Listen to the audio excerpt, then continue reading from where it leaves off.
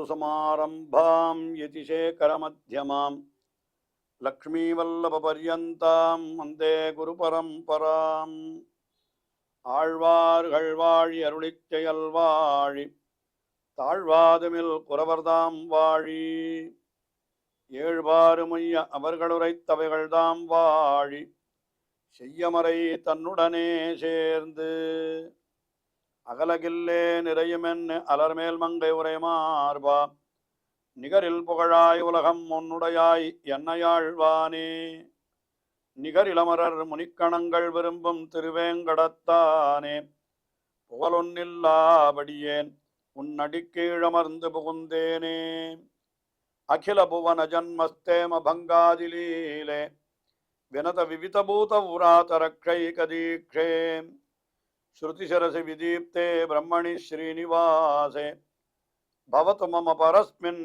சேமுழி பக்திரூபா श्रीमान् वेंकटनाथार्य कवितार्किककेसरी वेदांताचार्यवर्यो मे सन्निधत्तां सदा हृदि ஸ்ரீரங்கநாதனுடைய பாதுகைகளை குறித்து ஓரிரவிலே 1000 ஸ்லோகங்களை அருளி செய்த வேதாந்த தேசிகன் அந்த பாதுகையினுடைய பெருமைகளை பல்வேறு வகைகளிலே எடுத்து இயம்புகிறார்.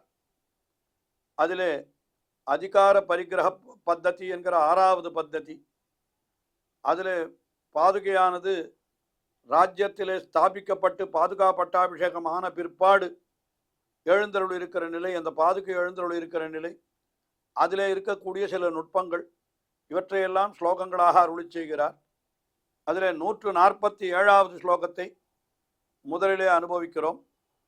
இந்த 147வது ஸ்லோகத்திலே ராமனுடைய பெரிய பொறுப்பை, ராஜ்யத்தை ரட்சிக்க வேண்டிய பொறுப்பை இந்த பாதுகை என்றோ இப்பொழுது நடத்துகிறது என்று அந்த விஷயத்தை மிக அழகாக தெரிவிக்கிறார் இந்த 147வது ஸ்லோகத்திலே.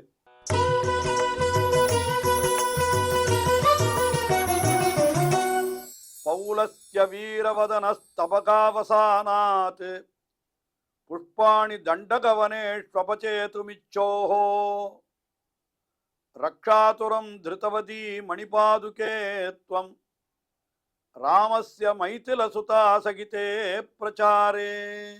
ராஜாக்கள் எல்லாம் தன்னுடைய பத்தினிமார்களோடு மிக ஆனந்தமாக சில சமயம் பொழுதை போக்குவார்கள். அதற்காக சில வெளியிடங்களுக்கு கூட அவர்கள் செல்ல வேண்டிய நிலை ஏற்படலாம். அதாவது ரொம்ப ஆனந்தமாக பொழுதை கழிக்க வேண்டும் என்பதற்காக நல்ல மலைகள் இருக்கிற பிரதேசம், தோட்டங்கள் இருக்கிற பிரதேசம், அங்கெல்லாம் போய் அவர்கள் இருப்பார்கள். அப்படி அவர்கள் ஒரு வாரம் 10 நாள் போய் இருந்து சற்று அனுபவித்து விட்டு திரும்பி வருகிறார்கள் என்று வைத்துக் கொள்வோம். அது வரைக்கும் அந்த ராஜ்யத்தை நிர்வகிப்பதற்கு சில ஏற்பாடுகளை ராஜாக்கள் செய்துவிட்டு செல்லுவார்கள். இப்பொழுது கூட அது போன்ற நிலைமைகள் எல்லாம் நடக்கிறது. ஆட்சியில் இருப்பவர்கள் ஏதோ சில சமயம் ஓய்வெடுத்துக் கொள்வதற்காக எங்காவது வெளியிலே சென்றார்களானால் வேறு ஒருத்தரிடத்திலே பொறுப்பை ஒப்படைத்து நீ பார்த்துக்கொள், நான் வந்து விடுகிறேன் என்று ஒப்படைத்து செல்வது என்று பார்க்கிறோம் அல்லவா? அதுதான் இந்த ஸ்லோகத்திலேயே நாம் கருத்திலே கொள்ள வேண்டும். ஆக இப்போ என்னன்னா, ராமபிரான் ஒரு தோட்டத்திற்கு போய் அங்கே இருக்கிற புஷ்பங்களை எல்லாம் கொய்து விளையாட வேண்டும் என்று நினைத்தான். பூக்களை எல்லாம் பறித்து தன்னுடைய மனைவியோடு கூடி கழித்து அப்படி இருக்க வேண்டும் என்று நினைத்தானாம். என்ன புஷ்பங்கள் என்னால் அதை ரொம்ப அழகாக இவர் எப்படி காட்டுகிறார். பௌலஸ்ய வீரவதன ஸ்தபகாவசானாத். பௌலஸ்யன், பௌலஸ்யன் என்னால் ராவணன், அவனுடைய வீரவதனம் என்னால் அவனுடைய தலைகள் இருக்கிறதே அது ஸ்தபகம் என்கிறார். ஸ்தபகம் என்னால் பூங்கொத்துக்கள். அடுத்த இதில் சொல்ல போற புஷ்பாணி தண்டகவனேஷு அப்படின்னு, தண்டகவனேஷு புஷ்பாணி என்கிறார். தண்டகவனத்தில் இருக்கக்கூடிய பூக்கள்.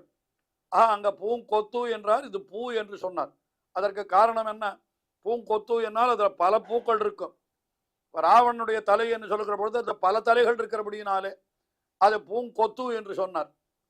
தண்டகவனத்திலே இருக்கிற ராட்சசர்கள் எல்லாம் தனித்தனியாக இருந்தார்கள் அல்லவா? கரண் தூஷணன் அவனுக்கு கீழ்ப்பட்டவர்கள், அதாவது கரண் தூஷணன் திரிசிரசு அவர்களுக்கு கீழ்ப்பட்டவர்கள் 14,000 ராட்சசர்கள் தனித்தனியாக இருந்தார்கள். அதனால அவர்களையெல்லாம் வெறும் பூக்கள் என்று சொல்றார். இவர்களையெல்லாம் அபச்சேதுமிச்சோஹோ, இவற்றையெல்லாம் பறிப்பதற்காக என்கிறார். அதாவது இவர்களெல்லாம் வதம் செய்வதற்காக என்பதை கூட மிகவும் ரசமாக வேதாந்த தேசிகன் என்ன சொல்லுகிறார். ராவணனுடைய தலைகளாகிற பூங்கொத்தையும் தண்டகவனத்தில் இருக்கக்கூடிய ராட்சதர்களுடைய தலைகளாகிற பூக்களையும் பறிக்க வேண்டும் என்பதற்காக என்ன பண்ணினா எப்படி போனான்? மைதிலி சுதா ஆசகித்தே, மைதில சுதா ஆசகித்தே. மைதில சுதா என்ன மிதிலா தேசத்திற்கு அதிபதியான ஜனக சக்கரவர்த்தியினுடைய பெண்பிள்ளை பிராட்டி, அவளோடு கூட சென்றான். அப்படி போன பொழுது இவன் மைதில சுதா சகித்தே புஷ்பாணி தண்டகவனேஷு அபச்சேதுமிச்சோஹோ.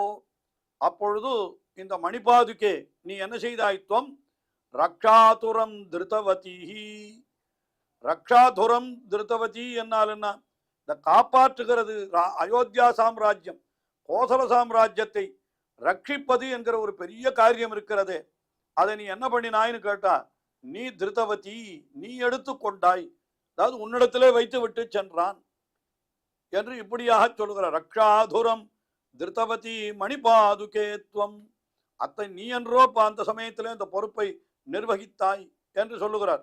அதாவது ராமபிரான் தண்டகவனத்திற்கு சென்று அந்த ராட்சதர்களுடைய தலைகளையும் அதற்கு மேலே இலங்கைக்கு சென்று அந்த ராவணனுடைய தலையாகிற தலைகளாகிற பூங்கொத்தையும் பறிப்பதற்காக பறித்து விளையாட வேண்டும் என்று அப்படி சீதையோடு புறப்பட்டான் அல்லவா?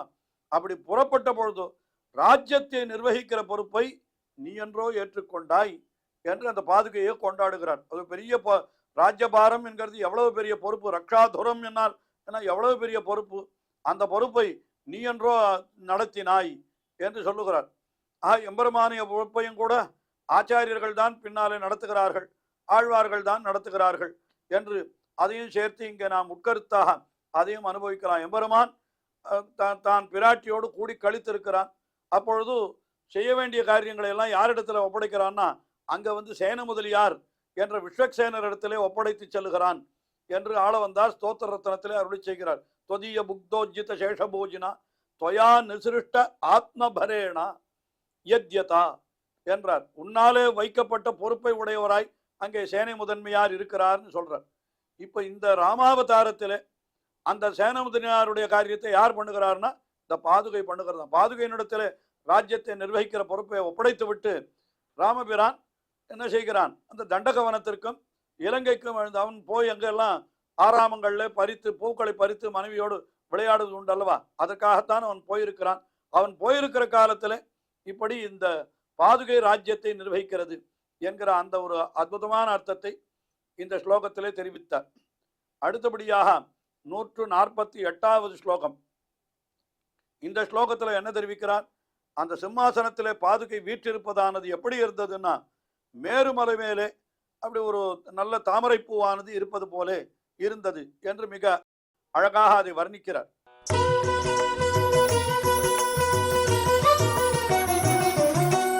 பாதாவனி பிரச்சல சாமர பிருந்த மத்தியே பத்ராசனஸ்தரகதா பவதி விரேஜே ஆகீர்ண திவ்ய சலிலே கடகே சுமேரோ அம்போஜனீவ கலஹாயித ஹம்சயூதா. பாதாவனி என்று ஒவ்வொரு ஸ்லோகத்திலேயும் இந்த ராமபிரானுடைய திருவடிகளை காப்பாற்றுகின்ற பாதுகையே என்று அழைக்கிறார். அந்த சமயத்தில் அந்த பாதுகை இப்பொழுது எங்கே இருக்கிறதுன்னா, இது அதிகார பரிகிரகம் ஆன பிற்பாடு ஏற்படுகிற நிகழ்ச்சிகள் அல்லவா? அதனால சிம்மாசனத்திலே அந்த பாதுகை எழுந்தருளி இருக்கிறார். பாதுகா தேவி என்று சொல்லணும். தமிழில் சொன்னால் பாதுகை என்று நாம் அதை நபும்சகத்தில் சொல்லுகிறோம். நபும்சக லிங்கம், அதாவது அச்சேதனம் போல சொல்லுகிறோம் அகிரிணை பொருளாக. ஆனால் சம்ஸ்கிருதத்திலே அது பாதாவனி என்று, அது பாதுகா என்று அது பெண்பார் சொல்லாக இருக்கிறபடினாலே பாதுகா தேவி என்று கொள்ளுகிறோம். இந்த பாதுகா தேவியானவள் அந்த சிம்மாசனத்திலே எழுந்தருளி இருக்கிற பொழுது அது என்ன ஆயிற்றுன்னா, பிரச்சல சாமர பிருந்த மத்தியே, நன்றாக அசைகின்ற சாமரங்கள்.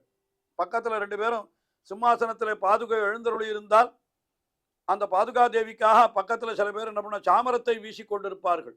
அரசன் இருந்தால் அப்படி பண்ணுவது வழக்கம் அல்லவா? அந்த அரசனுக்கு காட்டுகிற மரியாதை இந்த பாதுகைக்கு நடக்கிறது. அப்படி பிரச்சல சாமர பிருந்த மத்தியே, அசைகின்ற சாமரத்தினுடைய நடுவில், சாமர கூட்டங்களுடைய நடுவில் இந்த பாதுகை எழுந்தருளி இருக்கிறது.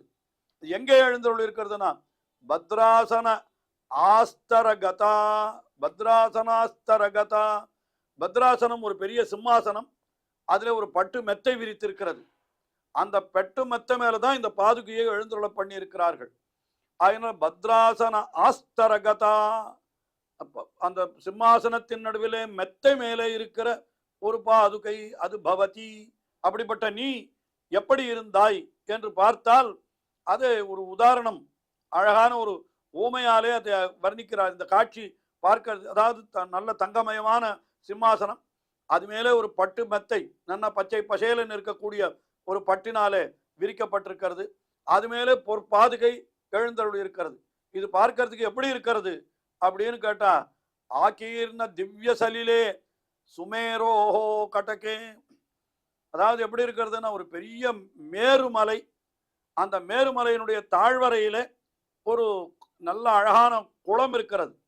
அந்த குளத்தினுடைய நடுவில் ஒரு தாமரை பூத்து இருக்கிறது. அது எப்படி இருக்குமோ அது போல இருக்கிறது என்று சொல்றார். அதாவது சிம்மாசனம், அது மேலே பட்டு விரிப்பு, அந்த பட்டு மெத்தை மேலே பாதுகை. அது சிம்மாசனத்திற்கு உதாரணமாக மேருமலையை சொன்னார். அந்த பட்டு மெத்தைக்கு ஓமானமாக அந்த குளத்தை சொன்னார், ஒரு நல்ல தட்டாகம். அது மேலே இருக்கக்கூடிய பாதுகை தாமரை பூ போல இருக்கிறது என்று சொல்லுகிறார். அது எப்படி இருக்கிறதுன்னு கேட்டான், ஆகீர்ண திவ்ய சலிகே சலிலே கடகே சுமேரோஹோ அம்போஜனீவா. அதுக்கு மேல பக்கத்துல சாமரம் வீசி கொண்டிருக்கிறார்கள்னு சொன்னாரு. அதுக்கு ஒரு ஓமை சொல்லவில்லையே என்று நினைக்க வேண்டாம், அதையும் சொல்லுகிறார். எப்படி இருக்கிறதுன்னு கேட்டாக்கா, அது கலஹாயித ஹம்சயூதா, அம்சங்கள் ஒன்றோடு ஒன்று சண்டையிடுவது போல இருக்கிறதுன்னு சொன்னார். அம்சங்கள் வெள்ளை வெளையர் என்று இருக்கும், இங்க சாமரமும் வெள்ளை வெளையர்னு இருக்கிறது. இந்த சாமரம் ஒரே இடத்துல இல்லையே, அப்படி அசைந்து கொண்டிருக்கிறதா இல்லை, இப்படியும் அப்படியுமாக அசைகிறபடியினாலே அந்த அம்சங்கள் எல்லாம் ஒன்றோடு ஒன்று ஏதோ கோலாகலமாக ஒன்றை ஒன்று குத்தி கொண்டு விளையாடுவது போல அங்கே இருக்கிறது என்று தெரிவிக்கிறார். ஆக அழகான சிம்மாசனத்திலே ஒரு பட்டு மெத்தை, அந்த பட்டு மெத்து மேலே பாதுகை, அந்த பாதுகைக்கு இருபுறமும் சாமரம் வீசுகிறார்கள். இது எப்படி இருக்கிறதுன்னு கேட்டாக்கா, பெரிய பொன்மலையான மேருமலை, அந்த மேருமலையிலே ஒரு தாழ்வரையிலே ஒரு நல்ல தடாகம், தடாகம் தான் இந்த பட்டு மெத்தை. தடாகம் தெரிகிறது, ஒரு குளம், அந்த குளத்தினுடைய நடுவில் ஒரு தாமரை இருந்தால் அது எப்படி இருக்குமோ அது போல இங்கே பாதுகை. அந்த பாதுகைக்கும் தாமரைக்கும் நாம் ஒப்புமே நினைக்க வேண்டும். அதுல நடுவில் கலஹாயிதஹம் சயூதா, அந்த சாமரம் வீசுவது எப்படி இருக்கிறதுன்னா அப்படியே இது போல இருக்கிறது என்று, அந்த அம்சங்கள் சண்டையிடுவது போல இருக்கிறது என்று இந்த ஸ்லோகத்திலே மிக அற்புதமாக அந்த பாதுகை சிம்மாசனத்தில் எழுந்தருளி இருக்கிற அழகை கூட வர்ணித்தார் வேதாந்த தேசிகன். தொடர்ந்து அனுபவிப்போம். ஸ்ரீயக்காந்தாய கல்யாண நிதயே நிதயேர்த்தினாம் ஸ்ரீவேங்கட நிவாசாய ஸ்ரீனிவாசாய மங்களம். ஸ்ரீமத் சுந்தரஜாமா திருமுனிமானசவாசினே சர்வலோக நிவாசாய ஸ்ரீனிவாசாய மங்களம்.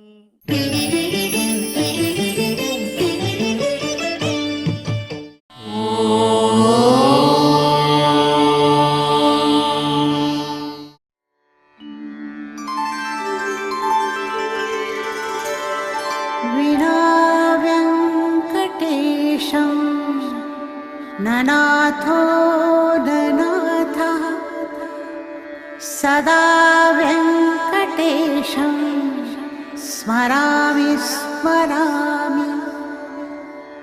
हरे वेङ्कटेश प्रसीद प्रसीद. प्रियं वेङ्कटेश प्रयच्छ प्रयच्छ.